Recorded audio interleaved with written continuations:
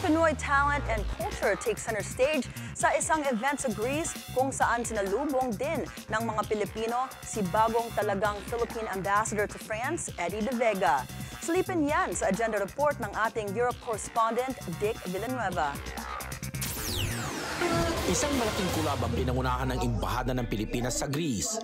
Nagsama-sama ang mga Pilipino mula 15 hanggang 60 years old sa Athens para ibida ang talento ng kulturang Pinoy mula sa pagsayaw at pagkanta hanggang sa pagluto, palakasan at negosyo. Doing a community service po and volunteering po para ipakita po at i-share po yung talent ko sa ibang tao para ganun din po sila din po ay matuto, most especially po sa mga kapwa ko po Pilipino. Impart my talent to the younger generations that are living here in Greece. We have the talent and skills gathering today for the purpose of helping the embassy actually in pursuing its cultural and economic diplomacy. Kaya naman hinimok ni Ambassador Giovanni Palic ang mga talented Pinoy na linangin pa ang kanilang kakayahan para mas maipakita sa atin ang husay ng ating lahi. Sa isa ding pagtitipon na ito sa Embahada ng Pilipinas sa Paris, sinalubong at winelcome ng Filipino community ang bagong talagang ambassador sa France na si Ambassador Eddie De Vega. Dati na rin naging ambassador sa Belgium si De Vega. Kasi po, kami mga diplomat, professional diplomats po kami.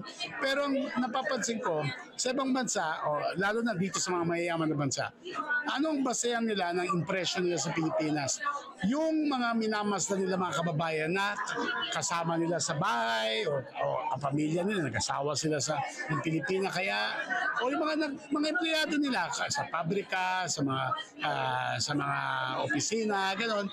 Kaya dahil doon, magandang impression sa Filipino community, magandang impression Philippines dahil nga sa trabaho. Kasi kayong mga Pilipino na trabaho dito, kayo rin kumakatawan sa ating republika, sa ating mahal na bayan.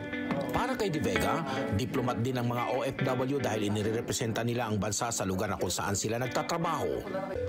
Hindi lang sa Greece unang makikilala ang kultura at talento ng Pinoy.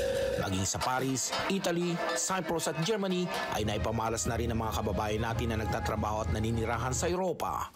Para sa agenda, Dick Villanueva, Billionaire News Channel, Athens, Greece.